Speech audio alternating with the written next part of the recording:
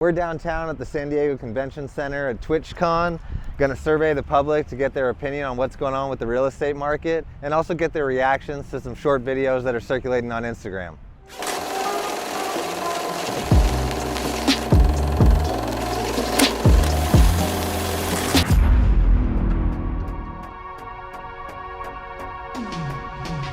Imagine if I won $1 million jackpot here in Vegas.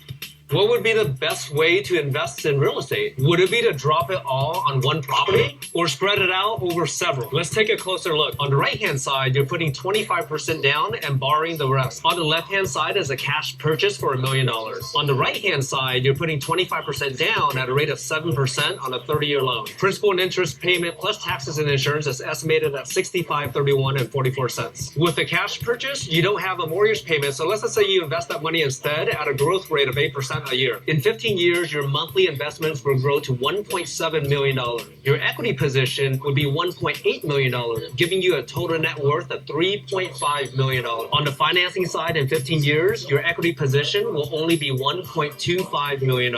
But wait, because you only put 25% down on this house here, that means you can afford to buy 4 of them, giving you a total net worth of $4.983 million. Comment with what you would do with a cool $1 million. When you watch something like that, like is it something that interests you, or like do you have any interest in real estate at all? Yeah, I would definitely say I have interest in real estate. I've wanted for a while to like get into Airbnb arbitrage, you know, renting, leasing, that kind of stuff.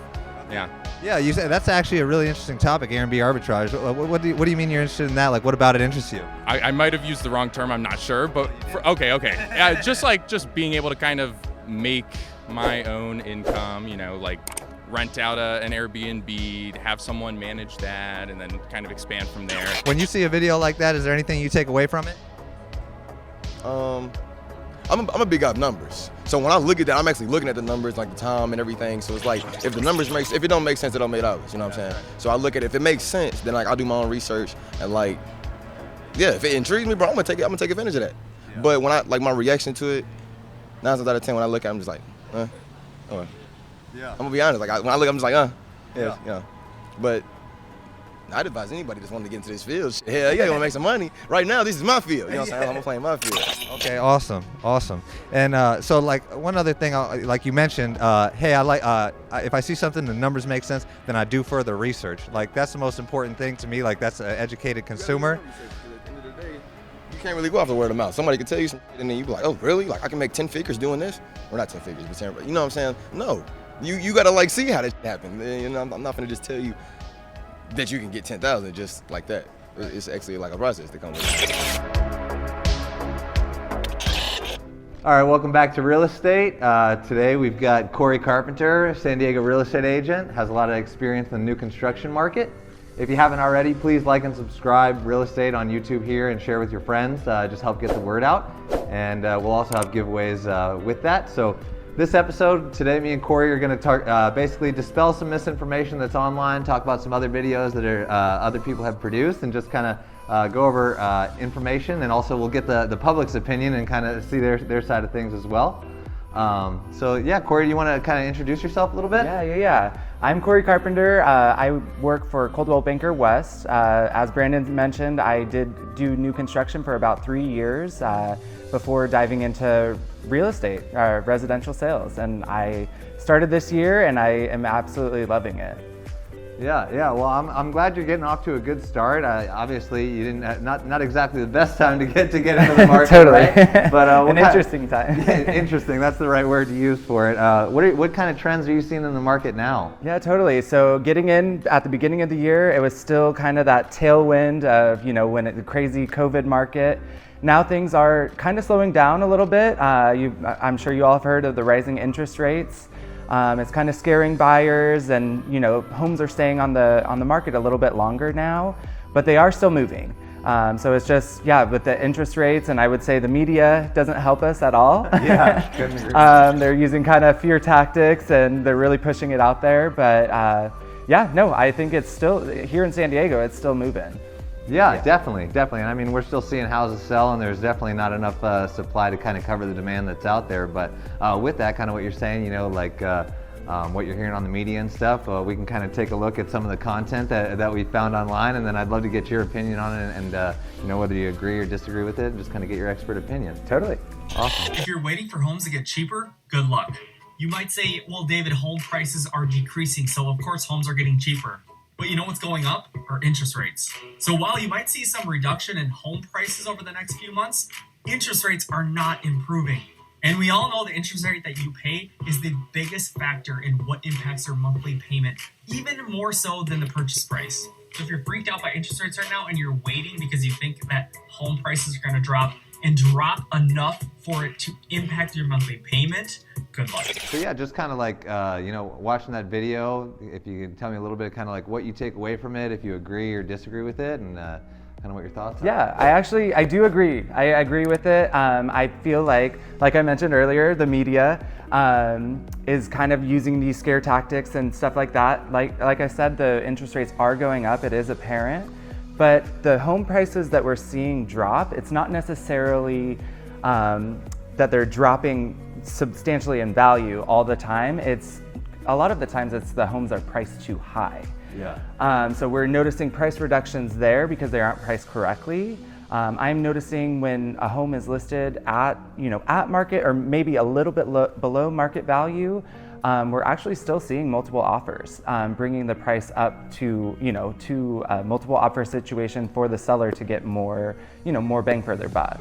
Yeah, and so even with like interest rates changing, like he mentioned, okay, interest rate even more important than the purchase price having to do with your payment.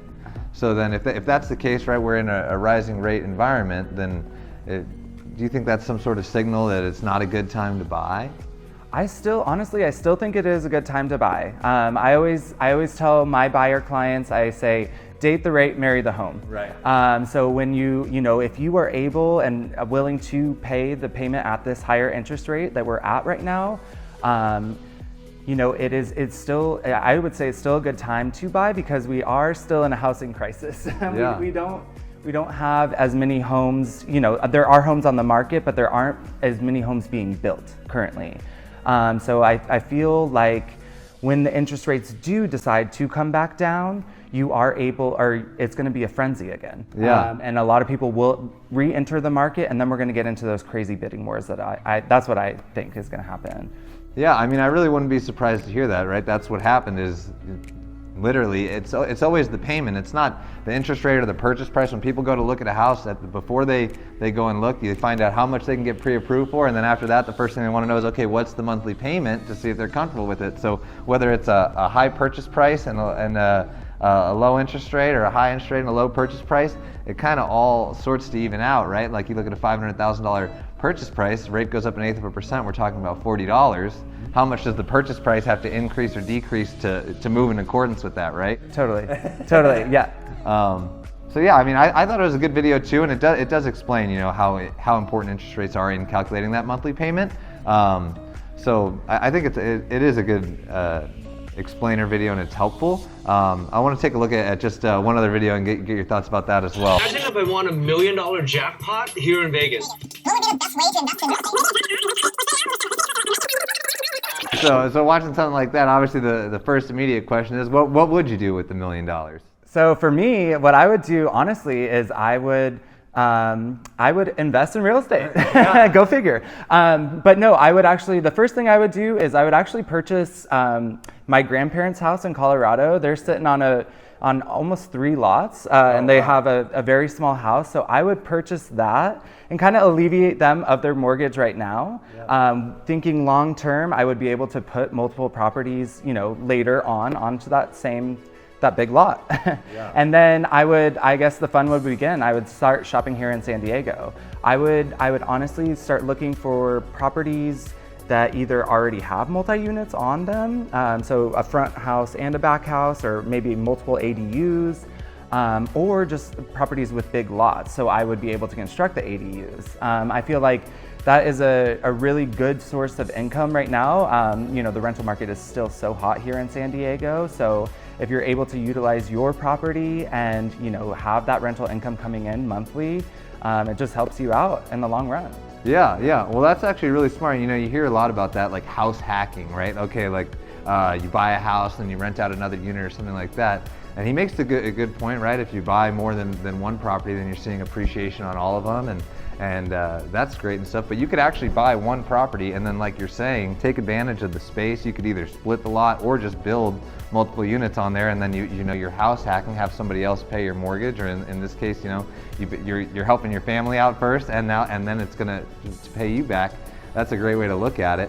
One other thing that I wonder if you thought about this too when you were watching it. You know, he's going through the numbers, and it's like, okay, the mortgage on this house is $6,000.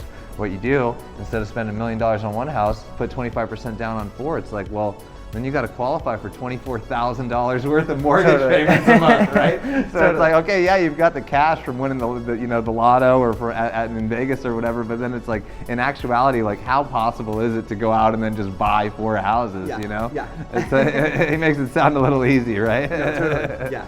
Just like a click of the wrist. Yeah, easy. We'll just just buy 4 houses. Exactly.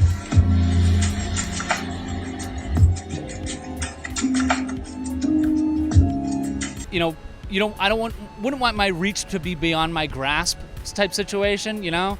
It's like, I know that a lot of these things are possible, but without grasping it completely myself, I wouldn't feel comfortable taking that sort of risk.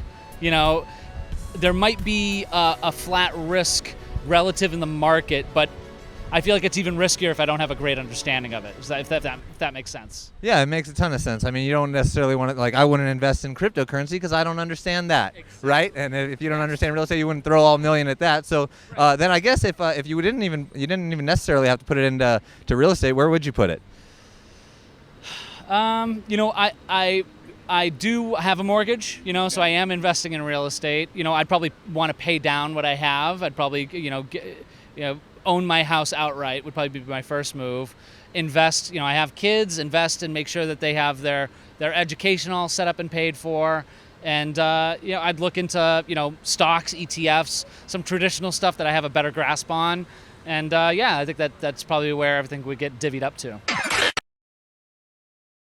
Okay, so when you read something like that, right?